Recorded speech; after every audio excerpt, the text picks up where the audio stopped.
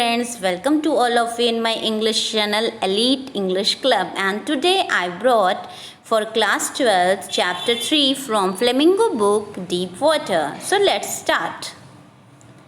Deep Water is written by William Orville Douglas, who was born in 1898 and died in 1980. He was born in USA and he was a leading advocate of individual rights. He was a judge at the Supreme Court of United States of America. He retired in 1975 with a term lasting 36 years, and it remains the longest serving justice in the history of the court.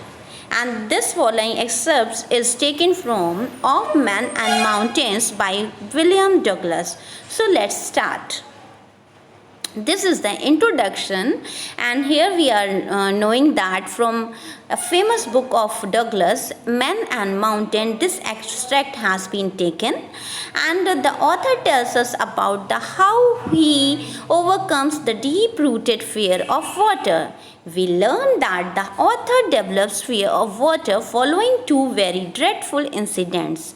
In this first one, he is 4 years old when a wave knocks him down, and similarly in the second one, he is 11 years of age.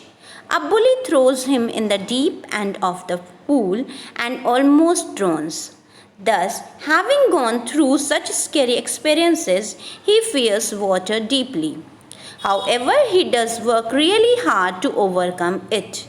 Finally, we learn about the measures he takes to overcome this fear. Moreover, he accomplishes in overcoming the fear and gives us a great lesson of determination and willpower. Now we will see summary. Deep Water is about the writer's journey of overcoming the fear of water, which is deeply rooted in him since childhood. The author started fearing water since the age of 4. It starts when he was visiting California with his father. He visits a beach where a wave knocks him down and sweeps over him. This terrifies the author, although the father laughs at his knocking at this, knowing it was no danger. However, this experience terrifies him and develops a fear of water. After that, when the author is 11 years old, he experiences another incident which escalates his fear. He is at a swimming pool in Yakima trying to learn swimming alone. That time he was only 11 years old. On one fine day, a bully decides to pull a dangerous prank. He pushes him in the deep end of the pool, which frightens the author. He reaches 9 feet into the water and starts struggling desperately to hold on to something. Moreover, he yells for help but starts feeling paralyzed, and only his heart was moving now. Thus he gives up and readies himself to die, but wakes up at the side of the pool. However, the terror he experiences while drowning never goes away. It continues to haunt him for many years and even spoiled his future expeditions concerning canoeing, swimming, fishing, and more. He even visits Marine Lakes, Columbia, New Hampshire, and more, but is not able to enjoy it. Thus, he decides to overcome this fear by hook or by crook. He enrolls himself in a swimming class and tries to learn from the instructor. The instructor teaches him many tips and tricks for swimming.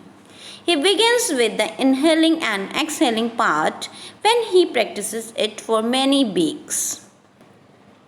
Further, he moves on to the kicking the legs on the side of the pool. Finally, he combines all this with the final move of swimming.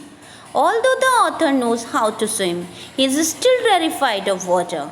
Thus, in order to get rid of the fear, he decides to confront it. He mocks it by thinking, what can it really do? Consequently, he plunges into the water and to his surprise, his fear goes away forever. He faced it many places and at last manages to conquer it. We learn from this chapter that if we are determined enough and have the courage, we can overcome any fear that comes our way without letting the fear overpower us.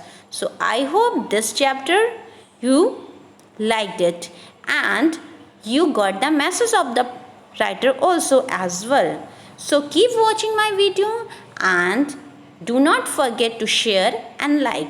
Thank you. Till then, take care.